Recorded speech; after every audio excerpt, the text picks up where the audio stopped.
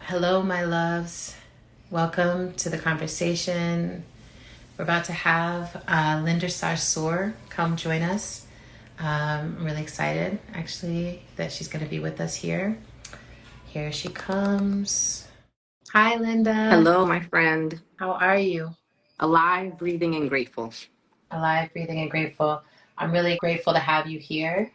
So, Linda, I'm really grateful that you were down to, this is kind of coming out of the blue, like most of these conversations have been, but basically after 10 plus months of this round of organizing around Palestine and trying to stop this genocide, as election season was approaching, I started freaking out and being like, how do we hold the two things that we need to hold right now of having an anti-fascist block and also not setting aside our anti-genocide work and setting aside Palestine, but feeling like, how do we hold it actually in the center of things? And I think actually already that organizing has had a lot of influence on this election, whether that's being acknowledged or not acknowledged. But I brought a bunch of people on to have conversations to just help me ground myself and understand the moves to be made. And as we were talking, you know, you're someone who I have looked up to and I have learned a lot from, and I have witnessed you walking this line in public and holding this space for your people and holding the space for your people being multitudinous. So I'm really grateful. I was just like, wait, why don't you come? I mean, if you can you come talk to me? And you said yes immediately. So I'm really grateful. I was honored, my friend. I'm really honored. So I was like, grateful. I'm there. You know, we're just going to talk. The goal of this is not to tell anyone necessarily what to do, but just to get more ground and have more space to just think as people right now. So the first thing I just want to ask you is, how are you? Like, how are you? I know you're in Chicago at the DNC right now. How are you? That's always been a question that I felt like I could just answer, like, just, okay, I'm cool, everything's right, everything's great. It's been the most difficult question to answer in like the last 10 plus months. Again, just feeling grateful just to be here and be alive, to be able to, you know, bear witness to what's happening for my people, to be able to be an American in this moment with a voice that my people could see is, you know, trying to cut through all the, you know, the noise that is out there, the opposition that is out there, literally dehumanizing people who are just fighting for freedom. And so I just feel mixed feelings sometimes. I feel sad. I feel disappointed. Yeah. I also feel hopeful. I feel so proud of all the people that have come outside and said, nope, not on my watch. I will not be silent in this moment. Yeah. People from all over, from across, it didn't matter where they were from. And it's just something beautiful to see amidst all the horror that we're experiencing. Yeah, I appreciate that. I think that's been kind of the only thing keeping me going is just like, oh, we're not alone. Even if we haven't been able to fully stop or change this yet, we're not alone in our effort to do so. And there's been already amazing acts of bravery, so many acts of bravery I've been watching from afar to be like, who's standing up, who's speaking out. There's a question that I've been asking everyone who comes on here right now, which is a question that my mentor, Grace Lee Boggs, used to always ask us when we would come sit with her or be with her, which is, what time is it on the clock of the world right now? And I would love to hear, where you think we are. I mean, for me, and I know that everybody's clock wherever you are is going to be different. The time is different. For me, the clock is genocide. I wake up to this. I sleep to this every night, Adrian. Like, it's my everyday, 24 hours a day.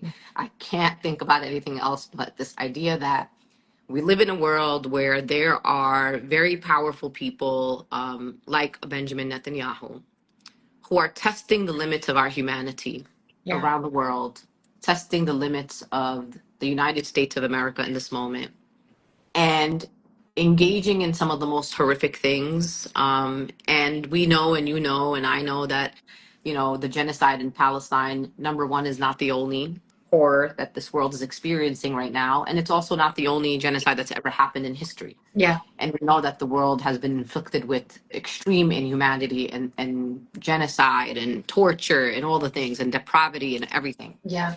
But what makes this different in this moment is that we watch it every day on live stream. Like there has never been a live stream genocide in this way. That No. we could wake up in the morning, we could go to bed at night, we could open our, these contraptions in our hands at 4 o'clock in the afternoon, and we could see blown up babies. We could Yes. see families that go to these bomb areas and start looking for their loved one, and someone asks you, hey, how much did your loved one weigh? And you say, oh, 25 kilograms, 20 kilograms, 10 kilograms, and somebody passes you a plastic bag that has that amount of weight in it. And because for Muslims in particular, the dignifying of people in their death, of being able to bury them, and the Palestinian people are working with what they have, and they want you to be able to dignify and know that you buried and you completed your responsibility to the people that you love. So you have this bag of body parts that you go and you bury Yeah. in belief that that is the person that you love. And this is what we're experiencing. So the time of clock is a level of inhumanity that I never thought I'd experience to this level in this world. And I wake up to, always ask myself, like, what is the one thing I could do today? The two things that I could do today? How can I be able to look back decades from now and say, I did what I could with what I Yeah. had, and I think oftentimes we get really frustrated that we can't end genocides, we can't end injustice. And I'm like, that's not really what it's about for us as individuals, because we're not going to be ever able to do it alone. Right. But I always say that I just never want to be able to say to myself, wow, there was a moment that I was offered something to do, and I somehow didn't take that offering, and I didn't do the thing that I could do, not the thing that needs to be done, but the thing that I was able to do. So it's that's the time clock for me. It's been that for the last 10 and a half months. I really appreciate that.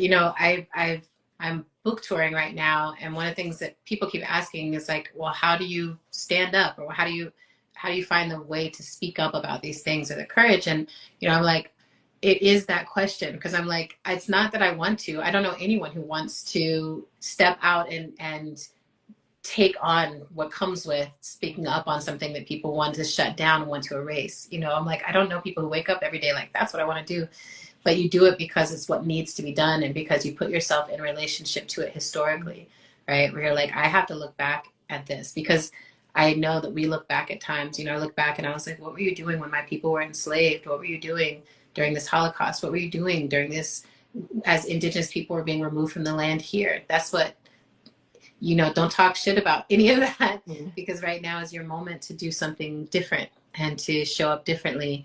And it does get easier. I also keep saying that it gets easier to speak up, but in part because what we're seeing is so undeniable. And, Mosa, our poet, posted a picture of those bags of body parts. And he always says that. He's like, snapshot this picture, keep this picture, just because we need proof that this happened to us. And mostly I'm like, I don't want that on my phone, but that picture, now I look at it every day, because I'm like, I need to remember, when people are in these spaces where they're like, just shut up, just let's go along, like there's a unified opportunity. I'm like, nothing can be real without taking into account that that's what's happening, and that's what we're funding, that's what we're doing.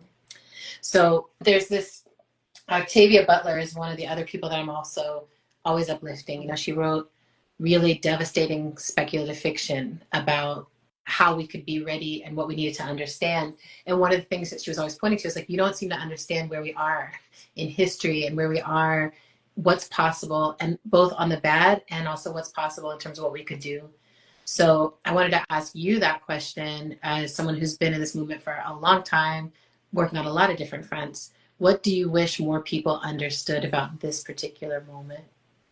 I think that a few things that I'd love for people to better understand in this moment is that that Palestinian organizers, activists, that we're not perfect, and we are organizing from a place of deep trauma. Yeah. And so oftentimes we respond to things in ways that people may perceive off-putting, maybe, or maybe perceive to be aggressive in this moment. And I think I want people to, and it's not just for Palestinians, but just in general in our movement, Adrian, there's always a lack of grace. Yes. There's that idea that somehow we are these perfect people that know how to say the perfect things at every time. Mm-hmm.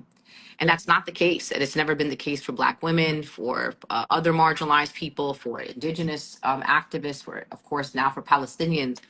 And so that's one. I just want people to know, like, and I say this with a lot of humility, and I know a lot of other marginalized people believe the same. I'm in awe of myself as a Palestinian organizer, that I could get up every day and say I have purpose and I could do something, and that I could strategize, and I could have the brain kind of wiring to say, here's a strategy that we need to develop. Here's something, here's a demand, a political demand that we have to make, when it's similar to when Black people are organizing around police brutality and police violence. Yeah. Really what we want is just stop killing Black people. Like, Yeah. why do we have to? And the fact that Black people in this country can get up every day and organize and demand the things that they deserve, and Palestinians are getting up every day through this horrific genocide and are still moving and still mobilizing, and they're coming to the DNC and they're outside and they're going to the members of Congress office, they're engaging in electoral politics, Yeah. and they're doing civil disobedience, they're doing the things, Yes. and much of it requires so much courage. And the thing that I'll say about that, Adrian, is that for me, I don't know if it's courage. Yeah. It's necessity. Like, I'm Yeah. just like, whatever comes, like, and maybe I just go out and say, I'm gonna do what I gotta do, and it's gonna be not. It's because our people count on this. Yeah. Like, I have a responsibility. I cannot just be like, look, I'm living cool, my family's healthy, I got a shelter, and I'm just gonna see what happens from here. I feel a sense of responsibility. Yes. So that's what I want people to know. And I want people to know, like, that this is all about solidarity and long term. And this is just the moment that has taught us the Yeah. importance of what it means to deepen our relationships and our connections to our struggles. And there's a lot of us that move in traditions of ancestors who have been doing, for example, Black Palestinian solidarity way before we were born, Yes. and the importance of continuing those traditions, deepening relationships, because we also have forces that try to divide our communities. That's just the thing. Yeah. And because they know the power of marginalized people coming together and saying, it's not I will fight for you and then you're going to fight for me, but we are going to fight together at the same time, because our liberation is bound up together. And the forces of evil Yeah. know that. Yes. And for decades, they've divided our communities. And there's COINTELPRO. I mean, even right now, one of the things I want people to understand is there's these conversations that are happening on the internet. And these Yeah. days, all you need is a TikTok account, and all of a sudden you're a leader now, and you're giving out, opinions, and you're Yeah. an expert. There's a Yes. guy that has, I think, 2 million followers that makes cucumber like salads. Like, anybody could be famous these days. Yep. And so what's Yeah. happening is that there are some accounts who are, engaging in some of it, I believe, to be constructive criticism that's just not being accepted. And some of it that is Yeah. destructive and could be, people need to be able to frame it in ways that people can hear. But at the fundamental, foundation of it all, there is, as my mom says, there's no smoke without fire, but there's always someone adding gas to the fire to make it even bigger. And so one thing I hope people understand is, don't fall for that. Don't allow the internet to tell you that the Palestinians ain't really an issue, and don't worry about these people. They're so self-centered and selfish. They're all about themselves. In context of this election, as you know, people are saying, "What do you Yeah. want? You want Trump?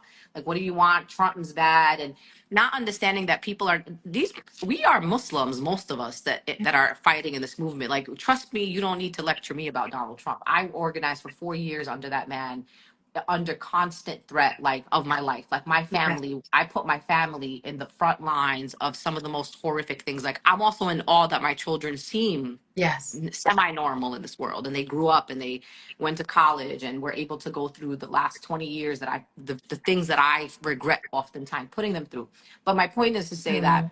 I don't allow the internet to tell me who to like and who not to like. And don't argue with people on the internet that you don't know.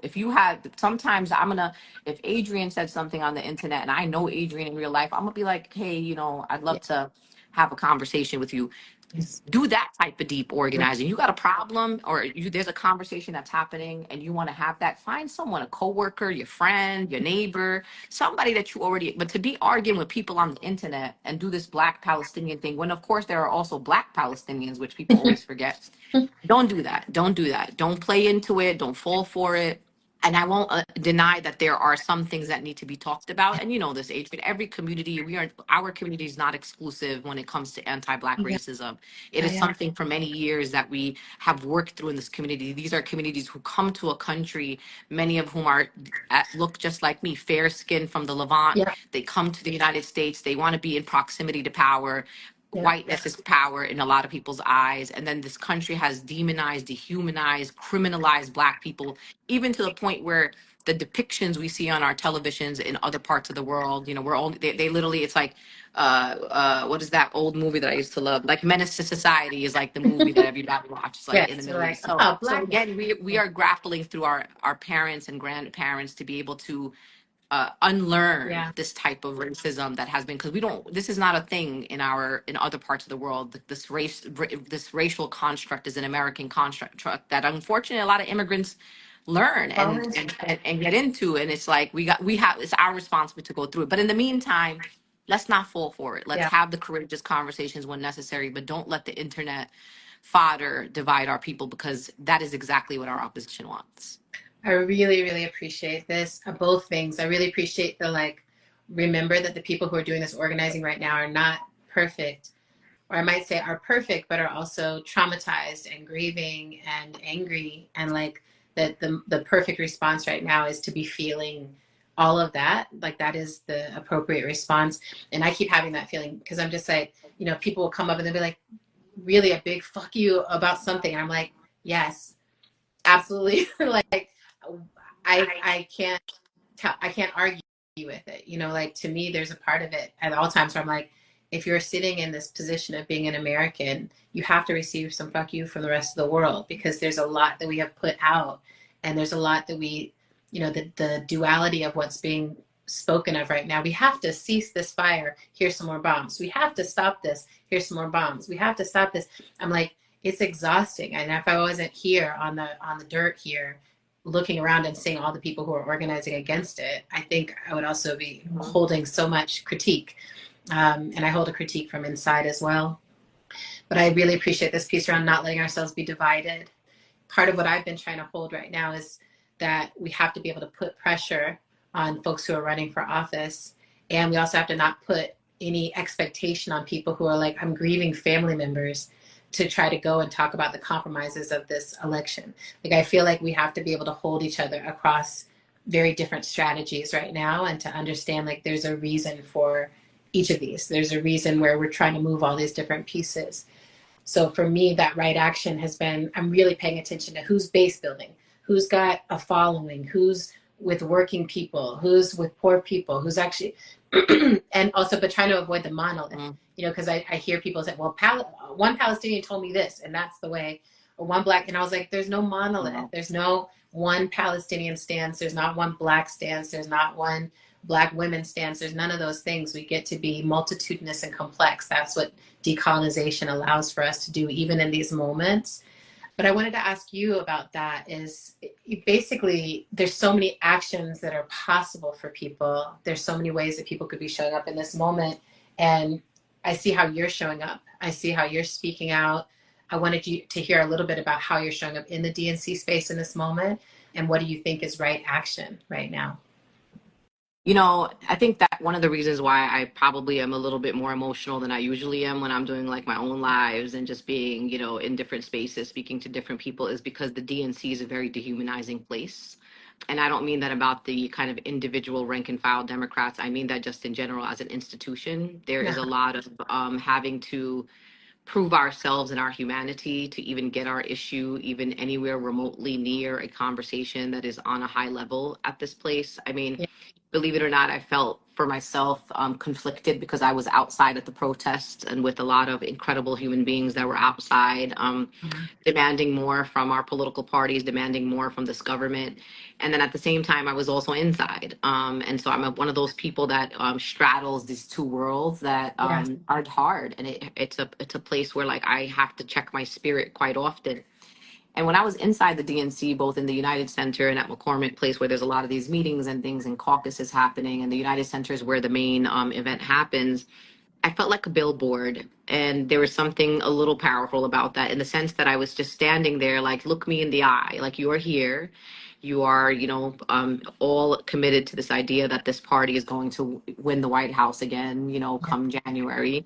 And there is a looming genocide that is just happening while we're here. Like, at the backdrop of the DNC convention, there are children and families being slaughtered, like literally, like while we are here. Like, not something that happened 2 weeks ago or 6 months ago or last year or 8 years ago or 100 years ago, like right now, like why are we here? Yeah. And then I saw a lot of people who kind of came up to me and spoke to me, just to kind of have, and that's important because right now, some of the things that are happening at the DNC is that there's a letter in support of ceasefire and an arms embargo that's being circulated across the delegates, and some of them, as you know, are Yeah. a very small number are uncommitted delegates, but also there are people who are, Biden Harris delegates, who are people who are generally good people, like they really are trying, and they think that the inside strategy is the way to go. And so there are people signing this. There are a couple of hundred people that have already signed on. There's about 4,000 delegates. There are people here also wearing the shirt that I'm wearing that says Democratic Majority for Palestine. So there are people walking around. It has these beautiful flowers on it, in solidarity. There are also people who are wearing these small scarves, keffiyeh scarves, and at the bottom of it, it has a message and it says Democrats for Palestine. Okay. Because we want people to know we exist, Yeah. amongst you, and you need to, we need to be able to show that solidarity within the party, and that we, if we're trying to create a big tent party, as they say, Yeah.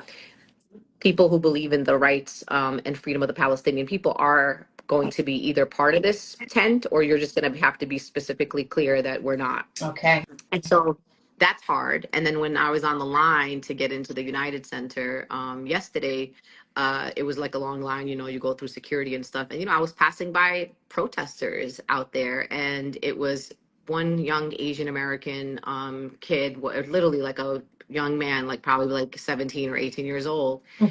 He was on the line. He was like a protester, and he had a list, and he was reading names of Palestinian children, and he was saying their names and their ages, and it was, peaceful. And, I was, Lord have mercy, it was a lot. And I was so proud of him, his like confidence, the way he had his shoulders up and his voice and clear, and his intentional way. He must have practiced the like pronunciations of the name as a like young Asian American. And then there were moments when I was watching people ahead of me at the line engage with him, and I was surprised, I guess, maybe not. I don't know how I felt about it, but people were actually engaging him. Like this one, I saw this one white guy say to him, "I appreciate you doing that." And this other woman was like, "That's important." Right? And I looked at him, and he had this like this beautiful, genuine, pure look to him. Like he was like, "I'm doing something right here." Like, and then there was like this one section when you went down, there was like a couple of like Palestinian mothers from Chicago. Like they literally look like my mom. And they were standing there. They were like, "Our children deserve to thrive," and they had these signs. And it was it was just that part of the protest. I mean, all the protest is the majority, of course, as you know, peaceful. Yes. But that was powerful to come to the line where the Yeah. people were going into the United Center. Yeah. I know there are people that had signs that said things like, we shouldn't want our taxpayer dollars. We should be demanding our taxpayer dollars don't go. Like there's nothing that they were saying. Like honestly, like I would be shocked that anybody on that line really opposed any of the things, because everything was very values like driven. Yeah. But again, that's kind of the organizing in the DNC is more about getting voices on the table. Sometimes I know people say it's symbolic, but also yesterday was the first time ever in the history of the Democratic National Convention that there was an official panel about Palestinian rights. And there was a doctor who had wanted to do a humanitarian mission in Gaza who shared. I went outside. I couldn't sit there and listen to that, because there's a level of it of also, it's like, how many times do we got to tell you that our babies are getting blown up? Like, and then other people who lost family, in Gaza. But it was still important, regardless of how I felt about it, personally, and my visceral kind of feeling to it. But in general, for the people that were there, it was packed house. Yes. It was important. So those are the kind of conversations. And the thing to remind people also about Palestine is that it was Jesse Jackson, back in the 80s, who gave Palestine a platform at the DNC. And it was Jesse Jackson that gave Dr. Jim Zogby a space on the main stage.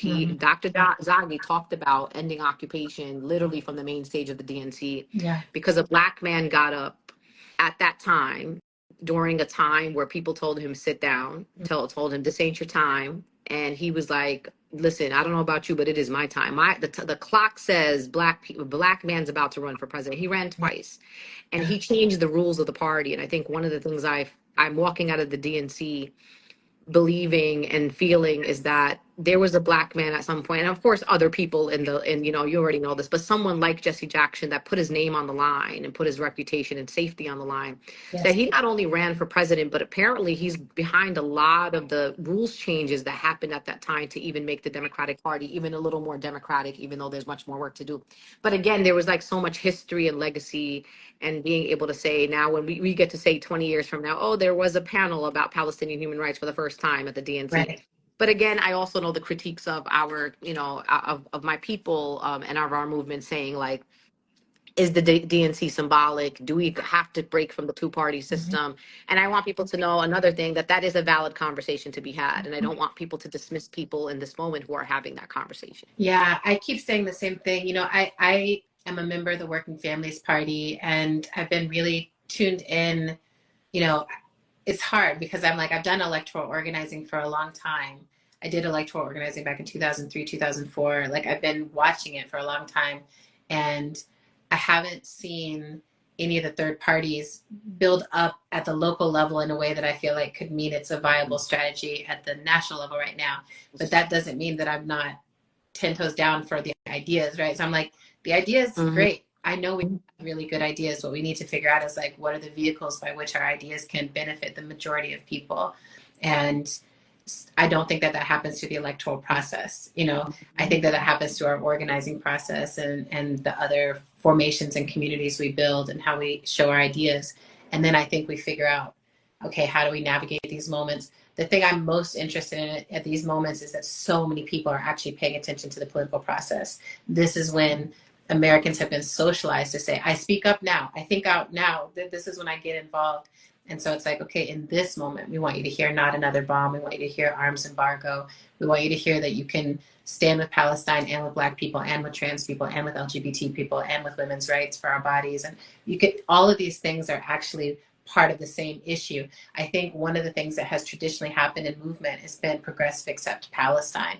And I see that now playing out in this political moment where it's like, I know that people are dropping a sign yesterday that was like, stop funding Israel. And folks were like, we love Joe. And it's like, Yeah, no, don't do that that. goes, Yes. I was like, what are you talking about? You can have all your feelings that you want to for this man that you have decided whatever you're going to feel for. But the stop arming Israel is a very legitimate thing to be saying to the party that is currently in office. Yeah. Currently in office, asking to be able to stay in That's office, having made this huge, horrific, I think, massive political mistake, and then double down and double down and double down on it. So I'm like, I'm very curious about the fact that folks are getting involved, but I'm like, I want you to get involved and I want you to notice what it means to get involved in electoral politics is always to be pushing the most unpopular thing at the time, which in 40 years or in 10 years, the Democrats will be like, of course, we've always been like that. We've always loved the gays. We've always wanted y'all to get married. We've always loved this. We've always loved that. A Black president, yay, like, no, we had to fight against total resistance against people who want to scream it down the whole time, that's what it means to do it. You mentioned something at the very beginning of that last answer that was actually the last question I'm going to formally ask you here. A lot of times I think we go into these spaces and, like you said, we're having to defend our very existence. And it can be hard sometimes to then stay in touch with, like, what are the grandest beliefs I have? What are the deepest beliefs I have? And I see you as someone who moves with a ton of integrity. Like, it just feels like everywhere you are who you are, being how you are. And I want to see more and more of that. Like, that's what I want to invite people into in their own lives. Figure out where you stand, figure out what you believe in, and really be consistent. Those beliefs will get you through. So how do you protect your beliefs as you're navigating these complex waters, these divisive waters? Like, how do you stay in touch with what you believe? I love that, Adrian, and that's the thing that I dream for the world. Like, just that people just walk in your own purpose and just the maintaining of my integrity is an act of resistance, right? Yes. Maintaining my own dignity in this work is part of my act of resistance. Like, that takes work because there's so many forces every day that try to move you around and tell you this is not the way, don't say this, don't do that, don't show up here. And you have to sit with yourself and ask yourself, like, what am I willing to do and why am I willing to do it? for me, I'm a person of faith, and not everybody Mhm. is, and I respect that. But for me, faith is a very important part of who I am. And if you watch what's happening in Gaza, and you watch how the people of Gaza and their resilience, that comes also from their faith. Yes. You know, sometimes people say to me, I can't believe it, Linda. I'll see a mother in a video, her children are all slaughtered and they're in these white shrouds, and she's Yes. kissing them and she's thanking God, you know, and for Muslims, there's a deep sense of a world beyond this one. And this mother, the reason why this mother is not maybe as, you know, losing her mind as much as you probably expect her to, is because we have a belief that her children will be waiting for her at the gates of heaven, Yes. that Yeah. God is giving these people something that gives them a solace uh to just be in this world. Like there's a solace in a lot of the horror that they're experiencing, and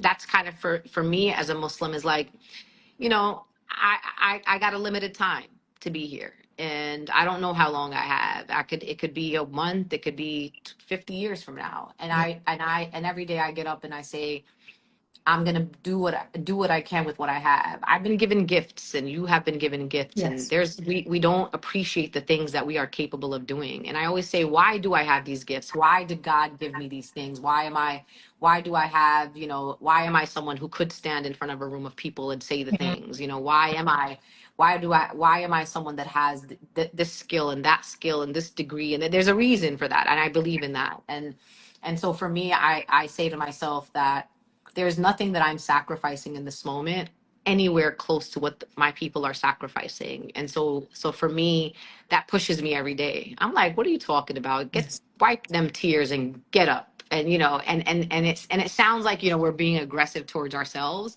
but it's actually motivating to me. My people, even in amidst their horror, have been my main inspiration. Like, I'm inspired by the journalists who wear those press and go outside and tell our stories, just to know that that press didn't protect them, that they knew that that was not going to protect them, Yeah. because 169 journalists have been killed in Gaza. But Yes. they get up every day. And that there was a one story that I'll never forget, of an Al Jazeera reporter that many people knew in the beginning of the genocide, was Wa'il Dahdouh. And he was kind of a, you know, jolly. I don't know if you remember him. He was like a little Yes. heavy set.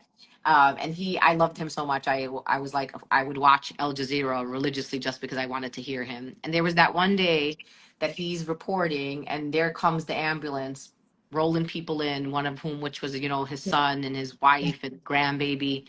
And and then I just saw him be like, look, I still got work to do. I am Yeah. responsible to tell the stories of all these people. And yes, my family's part of it. And then right after that, after, you know, they shrouded them and whatever, and I watched this man stand in the front of the prayer line to do what we call the obligatory prayer, funeral prayer. And here's a man leading his people, praying over the ones that he loves, and still gets up right after to do his work, because he knows his work is critical to this moment. That's the kind of people we got. That's the kind of people Yeah. that inspire me every single day. And so, you know, faith is a driving force for me in the Yeah. work that I do. This idea that as Muslims, you know, we have these 5 times a day that we pray. Yeah. And it's actually like when people say, you know, other people do different things, you know, meditation, Yep. you just kind of recenter yourself. That's what it is. It's 5 to 10 minutes, 5 times a day. And you get to recenter yourself in that moment and humble yourself and remind yourself that you are just a small, you know, being in this larger world around you. You get humbled and you get recentered, and then you just get right back up and finish what you got to do. I love that. I mean, I think that this is, you know, I keep saying Palestinians are teaching us everything about how to be, and that it's the resilience, but it's this piece, you know. I've also noticed that I'm like, oh, this person is experiencing death in this moment and saying there is no God but God. There's no God but Allah. And just like there's so much faith, which I'm like, I understand faith in a new way, and I'm watching it in a new way. And I also think there's something really powerful about this idea that we have to learn to grieve as we go, because we are in such a time of tumultuous change. And there's something about being able to say, like, as we're losing, our work is not done. As we're losing, our work is not done. And, but then there's something about, you know, in the writing I've been doing, I've talked about healing is actually the victory. Like, there's not some domination victory that we're going towards, but it's actually being able to be whole and to be intact. And when I see that, when I see how Palestinian people are with each other, and also with us. Every single time I've spoken to a Palestinian person over these past few months, it's just been like mind blowing to feel that center, to feel the depth of spirit, to feel the depth of interdependence and connection, and just a sense of we are continuing. Come with us. Let's keep going. And I really see that in you and in your work. I'm really grateful for you and your work. Is there anything you want to ask folks to go do, go sign, go show up for in this moment? I think there's so much. I mean, one of the things that I could share is, following groups that are kind of doing the asking and doing the strategy. Yeah. That's groups like USCPR. So just follow their accounts. They're always putting out really important information. Adala Justice Project, Empower Change, which starts with the letter M. Yeah. There's just good groups of people that are out there. People like Dr. Noura Erakat. There's Omar Baddar, who puts out really great content and really breaks things down in a way that's easy to understand. Yeah. There's a lot of important Palestinian voices that are out there that, Adrian, are not getting the mainstream. Yep. And, one part of me, as much as I hate the internets and I hate the social media, but I'm also grateful for it, because honestly, without the social media, there would never be opportunities for voices like mine to be heard, and voices like other Palestinians who are really at the forefront of really shaping the conversations that are happening right now. Yeah.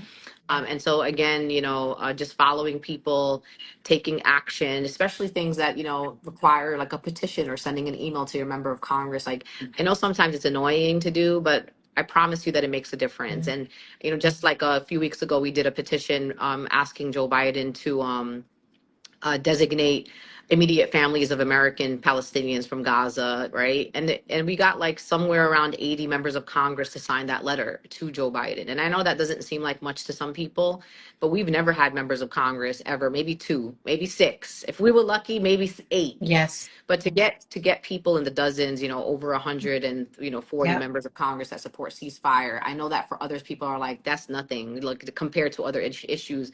But for us, it's something, and it's indicating that their change is coming. Change is going to come, and we just got to be committed to each other for the long term. So just follow folks, take the actions, be outside when you can, and of course, make sure you're safe also. But the outside is important. I think people underestimate their individual presence. They say, "Oh, me, ain't nobody gonna miss me at that rally." No, we will, because 1 + 1 + 1 + 1 is what a mass mobilization is, and so your presence is always important. Your individual presence is important. So, just keep showing up and keep talking about Palestine. I really appreciate that, and it really helps to keep reminding people, like, even though a lot of people are just getting here, because I think that's what I'm experiencing, is like a lot of people are like, this is their awakening moment around Palestine, and in some ways then about genocide and about empire and about capitalism and colonization, and like a lot of things are happening for people. But just because you just got here doesn't mean that there's not stuff moving and changing. And I keep hearing that from Palestinian people, like, this is the most devastating thing that we've had to experience and watch. And it's also, we've had to go through this many times, this level of devastation, but this is the most eyes we've ever had paying attention. And this is the most organizing and mobilization and people in the streets and people getting coherent on the issue. And that doesn't go backwards. That's right. You can't unlearn what you learn about this. And so that's what I love, everything you said. And I also want to tell people, just come follow you, come follow Linda if you're not following her. She posts really good content and her own conversations and all of it. Sending you, covering you in a lot of protection for you, your people, your loved ones as you go back into this space. Thank you. I appreciate you. And I look forward to seeing you in real life and giving you a big hug. Me too. I'm looking forward to it. Thanks. Soon. All right. Free Palestine. Thank you. Love y'all. Thanks everyone for tuning in. And I'll be posting this here. And then again, we'll put it in the feed of the How to Survive the End of the World podcast. So share it with your friends. All right. Bye.